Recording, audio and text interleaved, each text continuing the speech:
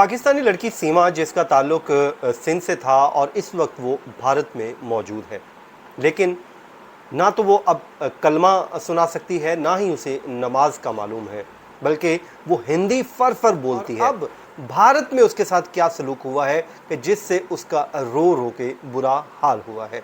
इस वीलॉग में बात करेंगे पाकिस्तानी लड़की सीमा से मुतालिक, जो इस वक्त भारत में अपनी ज़िंदगी गुजारने के लिए कोशां है। बिस्मिल्लाहिर्रहमानिर्रहीम, अस्सलाम वालेकुम। मैं हूं फयाज़ महमूद और आप देख रहे हैं फयाज़ महमूद यूट्यूब चैनल। नाज़रीन, बात करेंगे सीमा की, जो इस वक्त भारत में मौजूद हैं और सोशल मीडिया पर बिलखसूस इंडियन मीडिया इस वक्त इस केस को रिपोर्ट कर रहा है और इसको सचिन सीमा लव स्टोरी के नाम से जाना जा रहा है। इस लव स्टोरी के पीछे कहानी क्या है, इसका लुबे लबाब आपके सामने मैं पहले शेयर कर देता हूँ। ये लड़की पहुँची कैसे, और उसके बाद मैं इसमें जो भारतीय फिल्म गदर का किरदार क्या है, और उसके अलावा इस वक्त उसके साथ वहाँ पर क्या सलूक हो रहा है, वो सारी डिटेल्स इस व्लॉग में आपके साथ शेयर कर रहा हूँ। सबसे पहले तो आपको मालूम हो ही चुका है कि पबजी गेम वजह बनी, जो मेन सोर्स बताया जा रहा है उस मुलाकात का जो सीमा और सचिन के दरमियान हुई। मान लीजिए पबजी ही ये ज़रिया थी जिसके ज़रिए ये मुलाकात हुई। जो कहानी बताती है सीमा, वो कहती है कि 2020 में हम पबजी के ज़रिए हमारा आपस में रब्ता हुआ। अब ये ख़ातून सिंध में कराची में रह रही थी। इसके ख़ामन जिनका ताल्लुक़ भी सिंध से है, वो सऊदी अरब में एज़ लेबर काम कर रहे हैं, मज़दूर के तौर पे वहाँ पर काम कर रहे हैं, और वहीं पर ही वो बेचारा दिन भर अपनी मेहनत मज़दूरी से पैसा कमाता था, और उसने इसको यहाँ पर एक घर लेकर दिया जहाँ पर ये अपने 4 बच्चों के साथ रह रही थी। अब ज़ाहिर है घर पे अकेली होती थी या छोटे बच्चे थे, मासूम थे, और उन 4 बच्चों की ये माँ है, 30 साल उम्र है। इसने पबजी पर अपना ज़्यादातर वक्त गुजारती थी। ये कहती है कि मैं पबजी पर जब बात करती थी तो मैंने अपना जो माइक है उसको ऑन रखती थी, और उसी दौरान मेरी मुलाकात सचिन के साथ हो गई, और मेरी मुख्तलिफ लोगों से, जो नामालूम लोग होते थे, उनसे मेरी बातचीत चलती रहती थी। बिलाखिर हमारी ये जो बातचीत है फिर व्हाट्सएप पे कन्वर्ट हुई, फिर हम दिन में बात करते थे। आहिस्ता आहिस्ता ये बात हमारी बढ़ते बढ़ते पूरा दिन हमारी एक दूसरे के साथ बातचीत होने लगी, और ये बातचीत दोस्ती से मोहब्बत में तब्दील हो गई। और वो कहती कब मोहब्बत हुई हम दोनों को मालूम ही नहीं हुआ। यहाँ से कहानी में ट्विस्ट आता है। ये वो लम्हा था जब इस लड़की ने तय कर लिया कि उसने सचिन से मिलना है। ये वो कहानी है जो अपनी ज़बानी वो बता रही है, बाकी जो इसमें जो चीज़ें सामने आई हैं वो मैं आगे चल के आपके साथ शेयर करता हूँ। अब वो कहती है कि मैंने जो घर है उसको बेचा और दुबई के रास्ते मैं पहुँचती हूँ नेपाल, जहाँ पर मेरा जो शौहर है सचिन वो भी आता है, और वो मुझे मुकम्मल तौर पे गाइड कर रहा होता है। उससे पहले उसने भारत का वीज़ा लेने के लिए एजेंट को दरख्वास्त दी और एजेंट के ज़रिए भारतीय वीज़ा अप्लाई कर दिया, लेकिन ये वीज़ा मुस्तरद हुआ। और फिर उसने, वो कहती है कि मैंने घी टेढ़ी उंगली से निकालने का फ़ैसला किया और दुबई के रास्ते में नेपाल पहुंच गई, और तब मैं अपने बच्चों को अपनी बहन के पास छोड़ गई, ये कहकर कि मैं लाहौर जा रही हूँ। और अपनी बहन को मैंने यही बताया कि मैं लाहौर में ही मौजूद हूँ, और मेरी बहन ये समझती रही कि मैं वाकई लाहौर में हूँ। लेकिन उसने कहा कि मैं नेपाल में थी, सचिन वहाँ पर आ चुका था, और हमने वहाँ पर एक काठमांडू के चर्च जो मंदिर में जाकर हमने शादी कर ली।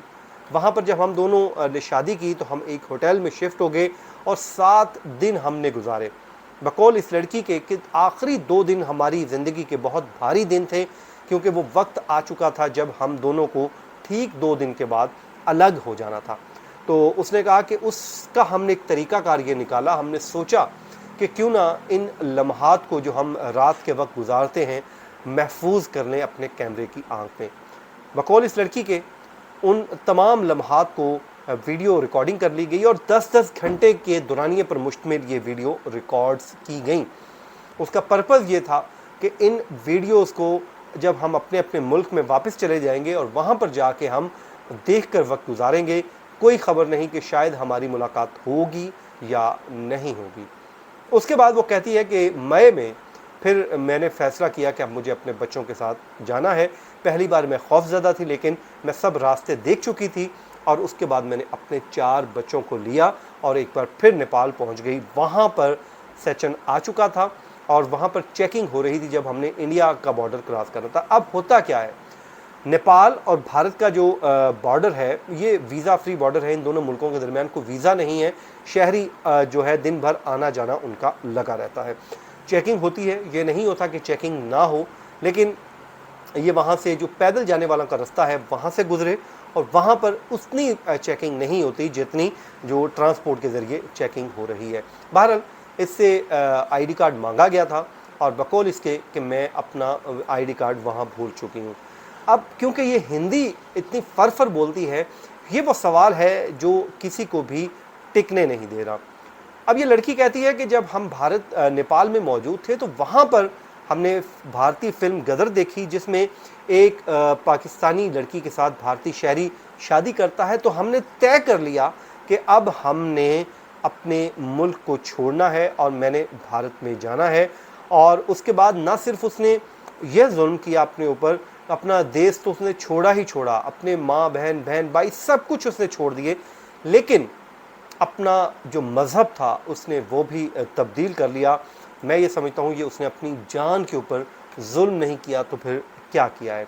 बहरहाल वो जब पहुँची वहाँ पर और उसके बाद वो जो है अब मौजूद है। वहाँ पर पकड़े कैसे गए? पकड़े इस तरह गए कि ये कुछ अरसे से रह रहे थे, इन्होंने उधार कार्ड भी वहाँ पर बनवा लिया था और अच्छी लाइफ गुजर रही थी इनकी। लेकिन अचानक ये हुआ कि इन्होंने वहाँ पर अपने आप को रजिस्टर्ड करवाने के लिए, शादी रजिस्टर्ड करवाने के लिए एक एजेंट से रब्ता किया। अब एजेंट से मुलाकात की, एजेंट जो है उसने इनसे डिटेल्स ली और इन्होंने उनको बता दिया कि ये लड़की पाकिस्तान से आई है और गैर कानूनी तौर पर यहाँ पर मुकीम है। ये वो गलती थी जो इनको मरवा गई और वो एजेंट पुलिस का मुखबर था, उसने पुलिस को आगाह कर दिया, लेकिन पुलिस के छापा मारने से पहले ही ये वहाँ से गायब हो गए। बहरहाल इनको एक और दूसरी जगह से धर लिया गया जिसमें सचिन, उसका वालिद और ये लड़की, इन तमाम लोगों को गिरफ्तार किया गया और गिरफ्तार करके इनको कोर्ट में पेश कर दिया गया। इसकी ज़मानत हुई है। ज़मानत होने की एक ही वजह है, इसके 4 छोटे छोटे बच्चे हैं, मासूम बच्चे हैं, उनकी वजह से इनको ज़मानत मिल गई और ये इस वक्त भारत में अपने शौहर के साथ रह रही है। अब मुख्तलिफ टीवी चैनल्स को ये इंटरव्यू भी दे रही है। इंटरव्यू में मैंने देखा कि ये रो धो रही है, रोना धोना इसका चल रहा है और जो सिर्फ याद कर रही है अपनी बहनों को और कहती है कि मैं मर जाऊंगी लेकिन यहाँ से नहीं जाऊंगी। उसे कहा गया कि तुम्हें यहाँ से निकाल दिया गया तो क्या करूँगी? उसने कहा कि मैं फिर मर जाऊंगी। यानी कि अब वो कहीं की नहीं रही। भारतीय कवानीन उसको रहने की इजाज़त नहीं देते, पाकिस्तान में वो वापस आना नहीं चाहती और वो इसके बदले में अपनी मौत का इंतज़ार कर रही है। इस वक्त वो ना भारत की रही ना पाकिस्तान की रही। और तो और उससे जब हैरान कुन तौर पर सवाल पूछा गया कि क्या आप मुसलमान हैं, आप इतनी फर हिंदी कैसे बोलती हैं, तो उसने कहा कि जी मैं 3 साल से क्योंकि बात कर रही हूँ तो मैंने वहाँ से हिंदी सीखी। ये सवाल मुझे भी टिकने नहीं दे रहा। उसकी हिंदी इतनी अच्छी है, यकीनन इंसान जब तक किसी मुआशरे में रहे ना, उतनी आसानी से वो लहजा अपना नहीं सकता जो वो अपना के बैठी है। बहरहाल उससे एक और सवाल पूछा, वो बड़ा हैरान कुन था। उससे पूछा गया कि क्या आपको कोई कलमा आता है, सूरह इखलास आती है, सूरह फातिहा आती है। और इवन के जो रिपोर्टर था, मुझे नहीं मालूम कि वो मुसलमान था या कौन था, बहरहाल उसने कुल हुवल्लाहु अहद पढ़ के भी सुनाया और उसे कहा कि क्या तुम मुझे इसमें से एक सुना सकती हो? तो उसने कहा कि मुझे याद नहीं है। फिर उससे पूछा गया कि अच्छा नमाज़ें बता दो कि सुबह की कितनी रकात होती हैं? उसने कहा 2 होती हैं। फिर उससे पूछा कि अच्छा ये बताओ कि ज़ोहर की कितनी होती हैं? उसने कहा जी 4 होती हैं। बार उससे पूछा गया कि फ़जर के बाद कौन सी नमाज़ होती है? तो उसने कहा मगरिब। उससे पूछा गया कि इशा के से जो बाद में नमाज कौन सी होगी? तो उसने कहा जी मुझे नहीं मालूम। यानी कि फ़जर से पहले उससे पूछा गया कौन सी नमाज़ होती है, तो उसे कहा मुझे नहीं मालूम। ये वो सवाल है जो परेशान कर रहे हैं। और सोशल मीडिया पे अब एक सवाल उठ रहा है कि कहीं ये भारतीय एजेंट तो नहीं थी कि यहाँ पर आई और आकर वापस चली गई। लेकिन बहरहाल उसकी बहनें वगैरह ये वो यहाँ पर रहती हैं, उसके जो शौहर हैं ग़ुलाम हैदर वो भी मौजूद हैं। इसमें तो बहरहाल कोई सदाकत नहीं लगती। केस ये पबजी का ही है, शादी का ही है। लेकिन इस वक्त वो लड़की जो है कहीं की नहीं रही, अपना देश छोड़ चुकी, अपने बहन भाइयों को छोड़ चुकी। अब सचिन के रहमो करम पर है, सचिन उसको अपना लेगा तो ठीक, वरना ना वो आगे की रही ना पीछे की रही। दुआ है कि अल्लाह ताला हम सबको अपने हिफ्ज़-ओ-अमान में रखे और ईमान के साथ ज़िंदगी दे। मुझे दीजिए इजाज़त। अल्लाह निगहबान।